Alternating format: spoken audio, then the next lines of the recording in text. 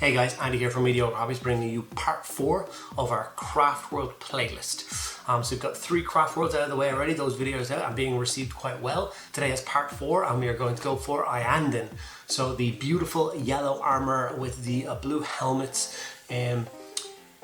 This, I'm not going to lie to you guys, this was by far the most difficult paint scheme to do so far. I did struggle a little bit getting smooth yellow. That is my Achilles heel, but I did power through and I think I got a result that I'm quite pleased with, and I hope you guys will be too. So check out till the end of the video and let me know what you think in the comments below. I'd love to know if you think that I hit the nail on the head with the Iyanden colour scheme, or do you think I should do a different approach? Thank you guys very much and enjoy. Contrast Iyanden Yellow seems like the most logical place to begin the painting process of an Iyanden Storm Guardian, so I started with that. So I used yellow Iyanden contrast all over the yellow parts of this miniature, so all of the armor, excluding the helmet, as that is a blue in this color scheme. Don't forget to get his faceplate though, and you don't want to be leaving that out. I will preface this tutorial with the words, I don't know if this qualifies for speed painting. It's definitely a little bit more intensive than the other Guardian paint schemes that I've done so far in this series. I just don't want to be leading you guys down a false rabbit hole.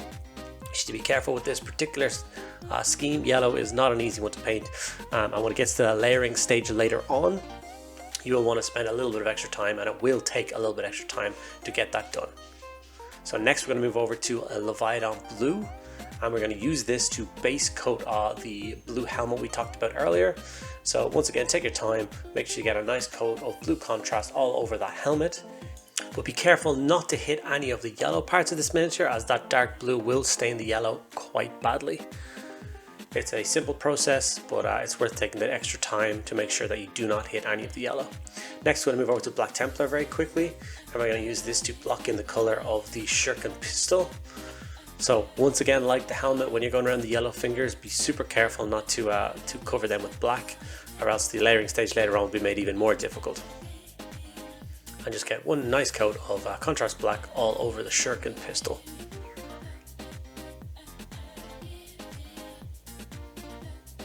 Next we move on to Retributor Armour Gold, and that's just to block in all of the gold parts on this miniature, which would be the hilt of the sword, any of the Eldar gemstones built into the armour, and a couple of features on the shuriken pistol again. These are basically the same parts that have been across the entire Eldar Guardian series, so you might be sick and tired of seeing me painting these gold bits in these particular places, but just in case someone only watches one of the videos, I need to be thorough.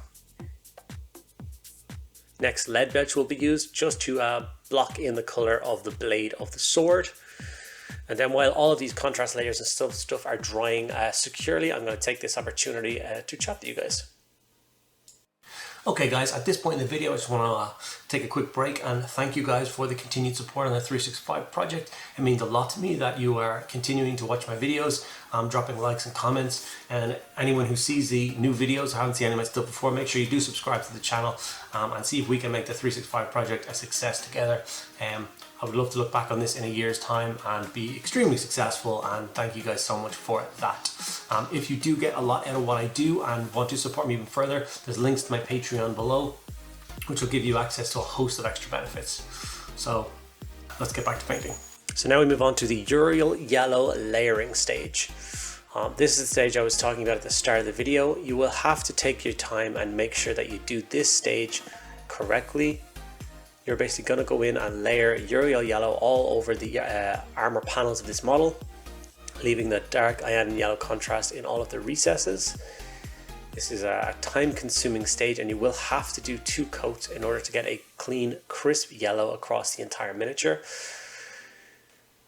This is it after coat 1, and I still think it's not quite where it needs to be, so I went in and did another quick coat of Iyanden Yellow just to basically get rid of any brush strokes or any dodgy lines. Iyanden is definitely not the easiest Craftworlds to paint up. It is extremely striking when it's fully painted, so I don't want to discourage anyone who wants to paint up this color scheme. Just know that you're in for a couple of extra hours layering across the army as opposed to some of the other tutorials in this series. Next we're going to go with Macragge Blue, and we're going to layer up that blue helmet. This is one where you need to get a fine tipped brush, because you basically want to leave that dark blue around the side pieces of the helmet, and then you want a nice crisp sharp line around the faceplate. This will also make the miniature pop. This is one of my favorite color schemes. Iyanden, I painted up an Iyanden army before,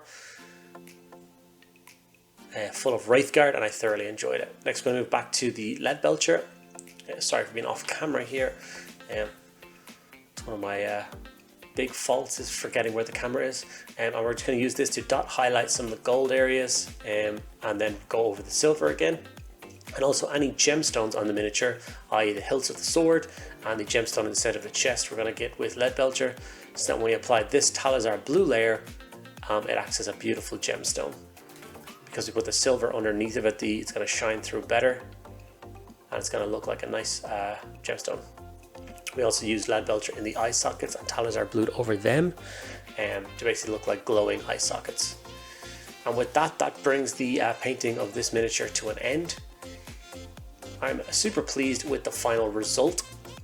I definitely think, 10-20 Storm Guardians on a table in this color scheme is going to stand out a mile across the battlefield. It's going to look fantastic. I hope you guys enjoyed the video. I hope you got something out of it.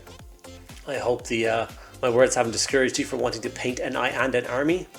Thank you very much for watching the video all the way through, and I will see you in the next video. Bye.